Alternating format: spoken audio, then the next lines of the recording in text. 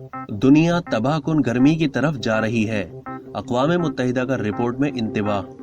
अक़वाम मुत्तहिदा ने अपनी रिपोर्ट में खबरदार करते हुए कहा है कि दुनिया तबाहकुन गर्मी की तरफ जा रही है। 3 साल से भी कम वक्त रह गया है। कोयला जलाने का अमल रोकना होगा। तेल और गैस का इस्तेमाल बिल तरतीब 60 और 70% कम करना होगा। अक़वाम मुत्तहिदा के सरबराह का कहना है कि कुछ रहनुमा अखराज में कमी पर झूठे हैं, नताइज तबाहकुन होंगे। IPCC के सरबराह का कहना है कि आज के फैसले एक जिंदा मुस्तकबिल महफूज बना सकते हैं।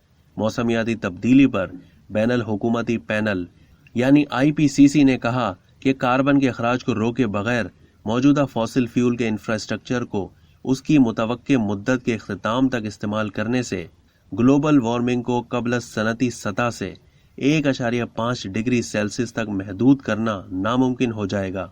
दुनिया इस वक्त 3.2 सेल्सियस की तबाहकुन गर्मी की तरफ बढ़ रही है।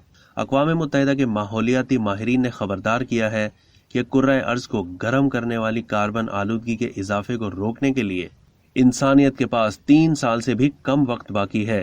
मौसमियाती तब्दीली के बारे में अक़वाम मुत्तहिदा के बैनुल हुकूमती पैनल के सरबराह होयसंग ली ने कहा कि हम एक दो राह पर हैं।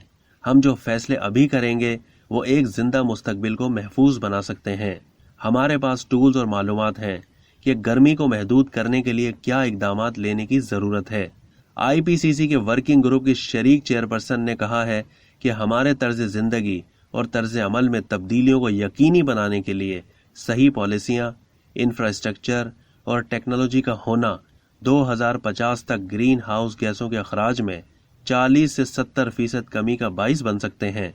अक़वाम मुत्तहिदा के सरबराह एंटोनियो गुटेरस ने कहा है कि हुकूमतें और कारोबारी इदारे मौसमियाती तब्दीली को रोकने की कोशिशों के हवाले से झूठ बोल रहे हैं।